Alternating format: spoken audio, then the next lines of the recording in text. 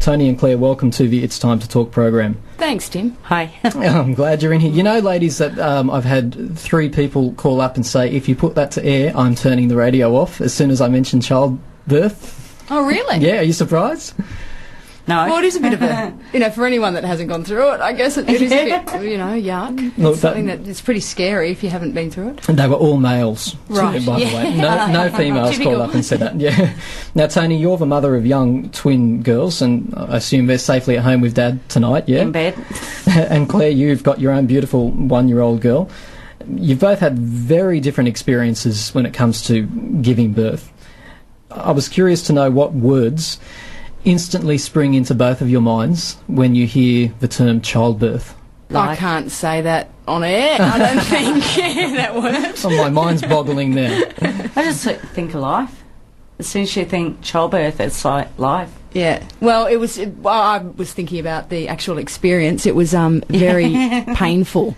And, Painful? yeah, that's why I can't just say the word that came out of my mouth when I was going through it. Yeah. You had natural, didn't you? I did, yeah.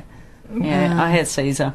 Okay, so Claire, you had the natural childbirth. I did. Was that something that you were very strongly wanting to do right from word go? Well, I didn't really know, but people were saying, "Oh, look, if you can do it naturally, then do it." Yeah. And I know I have a friend who has a little boy that's just a bit older than Maddie, who she really wanted to have a natural birth, and she couldn't because she had cysts on her ovaries, so she had to have a Caesar.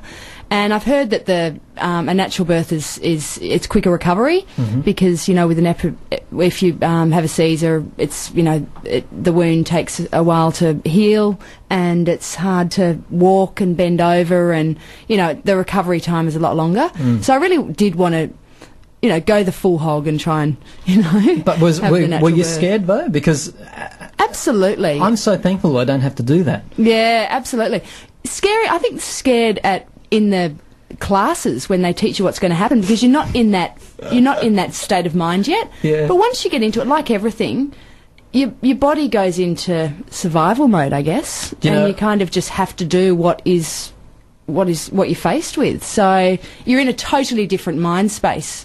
Because it's pain on a scale that most people can't imagine. Am I right, Claire? It is. But the thing is, it goes for so long. That's the whole thing about it. You know what I mean? It's not just like really painful for 5 minutes. Like and then, a needle at the doctor. I mean, mine was 30 hours, my labour. I mean, it's, not my labour. My actual labour wasn't 30 hours, but, the contractions started and they went on for 3 days, and it was really painful. And you're just so tired by the end of it. So the last bit, when you've really got to push it out, you're so exhausted that, I had some help as well. I had a suction cap. The doctor came in and because I just didn't have the energy, because I hadn't slept for 3 days, and I just didn't have the energy to push it out. So he came in, and then that was when the big squeal came out of me that I've never heard come out of my lungs or anything before. But I think it was painful, but it was more scary as well, because you can just a totally foreign thing happening to your body. And I think the screaming that I screamed because both the pain, but also it's just such a foreign feeling, like someone pulling this thing. Oh, it's horrible. Well, look, I promise for listeners gory details. I'm going to get back to some more of them later, if that's all right with you. Tony, you didn't have the natural birth. No. Did you want to have it? Was it a choice? So you wanted it badly, did you? Yeah, all I wanted was a natural birth, go through the whole natural process and that. And to me, it's like it would have been worth the pain, worth every second, just to sit there and look at your little child. But I think it was about 2, maybe 3 weeks before I was due, they both became in breach. They were the right way the whole time, and then they became in breach. And I had no choice but to have a C-section. And take us through the Caesar itself. Oh, when was it? What year are we talking? Because your children are...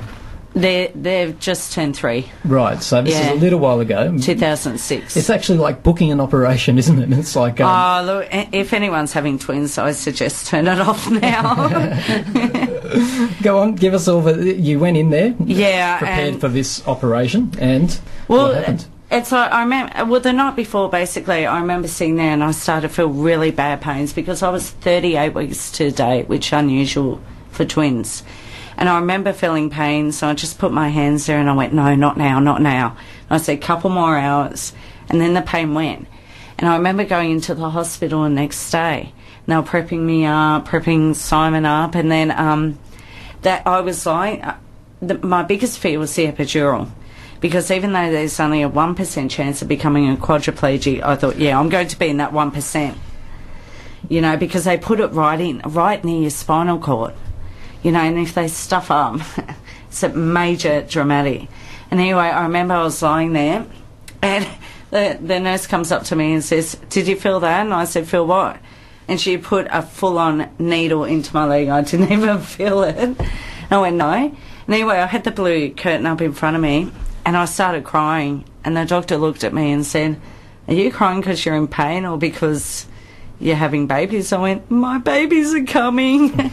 And the only thing I can remember, I can't remember much after that, but as soon as I gave birth, they put one of the babies on me, then took her to a human crib and said that she'd have to spend about 6 hours there. And then they gave Simon the other one, the second one, and then they put her on my chest and she started feeding. And the other one thought, no, bugger this. So she ripped the thing out of her mouth and just started crying to come over with me. Here's a real male question. Did you actually get, because you're having the operation on your stomach, did you get to watch any part of it? No, I What are you wanted looking to. at? Looking at the ceiling? A blue screen. They actually put a blue tarp in front of you so you can't see it. Oh. And they even said to us it'll take about a minute or two before they come out when they start crying. They were crying while inside me. I would be too if a big scalpel was coming They towards started me. crying. Ew. But it was freaky. I mean, I was in hospital for 9 days, you know. And so, yeah, what was the recovery like? Was it a painful process? Oh, I've never felt more pain in my life. I remember after I got into the recovery place, they'd taken me back to my room. I remember my mum and sister sitting there, and the nurse came up and put her hands on my stomach. I've never felt more excruciating pain as what I did then. And it was that painful that even screaming, I couldn't even scream. It hurt that much. And then they had to take, from what I hear, I can't remember, but they took me into theatre twice. I lost about 2 litres of blood. Apparently I had blood clots that they had to just squeeze out. Apparently the doctors were quite freaking because they thought, all I remember is this one doctor sitting there going, we're going to have to give you a hysterectomy. And I'm thinking, don't take that away from me. Yeah, it was really scary because I just thought, I've been carrying these kids. I've been hanging to see them. And then, am I going to make it? You know, it's very scary. And it's still emotional for you now. I mean, so you're hoping maybe next time you'll get the natural experience? From what I hear, when you've had a Caesar, you don't get to have that afterwards. That takes it away. Right. Something to do with where they cut you, because they cut you right down here. Yeah, it's much more full on than I think a lot of people realise, including me. There you go. Well, yeah, like I think that my experience was quite, sure it was painful, but I didn't have any, my body went back, like a week later it was normal. I didn't rip, I didn't tear, didn't get stitches, just went straight back. So I was quite lucky in that respect. Well, where were you and what happened and how did you feel? I was at my parents' place, actually, and I remember going to Mum and thinking, oh, Mum, I'm getting these contractions now, and they just feel like really, really bad period pain. And then they go, you know, happen every 15 minutes and then every 10 minutes and then every 5 minutes. And when they get between 3 and 5, that's when you ring the hospital. But yeah, it just went on for nights. And then it stopped during the day and it started at 4:30 and went on right through the night until about 7:30. And it's just exhausting, yeah. But I was very lucky. Like, sure, that was, you know, pretty painful, but I was pretty lucky. I had a pretty sort of, apart from the pain, I mean, I think you forget the pain, you know, you always do. When you're first going into hospital, though, how are you feeling? Because you're obviously scared. this is the time. So scared, because you just don't know what's going on, and you're in a bit of a different sort of, you know, I'd never been into a hospital. Well, I'd been to hospital to visit people, but I've never had an operation or had to go to hospital before myself. Did you have your mum with you? No, I didn't want. I'm a bit of a prude when it comes to that. I had a really good friend of mine, right, Leslie, and she was my support person. Right. So had her, but didn't want my mum to be there. No, not through something like that. No. I can understand that some people feel that way. Yeah. A lot of people do like their mum there, but no, not me. I don't blame you. Yeah.